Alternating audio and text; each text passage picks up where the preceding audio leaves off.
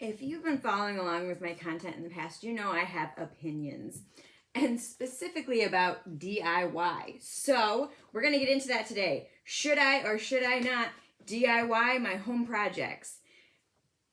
If you are looking to sell your house anytime soon, be very careful with a DIY. Here's why.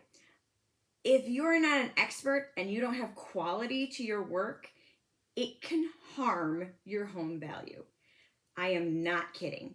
I have been to so many homes where a DIY project has gone wrong and they just left it that way. When you're getting ready to list your house, if you have a DIY that's gone wrong, please repair it before you list.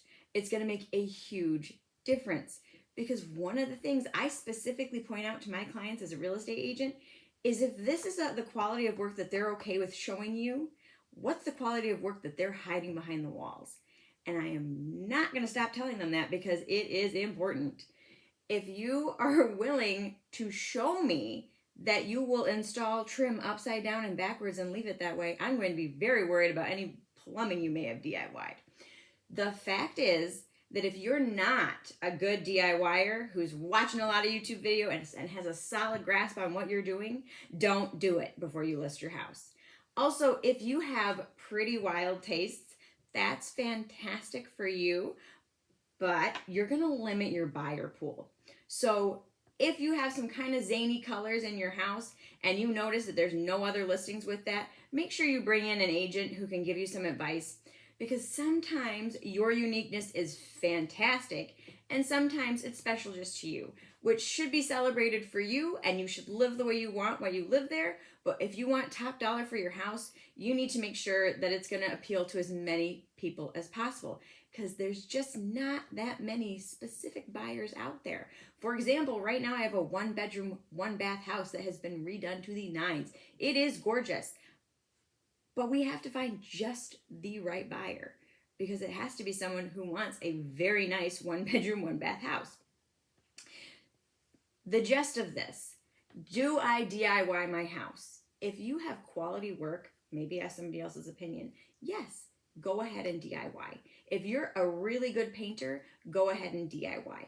But if your paint job gets on the ceiling and you don't clean it off, you leave painter's tape up in places, or I'm trying to think of some of the other ones I've seen that I'm just like, why? Don't do it. Don't do it. Hire a professional or leave it the way it is. It's better to have something that's dated that somebody can look at and be like, okay, well, I can paint that, than somebody come in and look at a house and be like, oh, they just painted and I would have to paint it again. I hate it. People don't want to redo work that was just done. Now, if it's updating something that's out of date, most people are a little bit more comfortable with that, especially on things like kitchens and bathrooms. They don't want to come into a kitchen or floors that have just been redone and redo them again. Now, if they're dated or need to be done, that's a little better. Even if you have not great carpet, go ahead and just get it cleaned.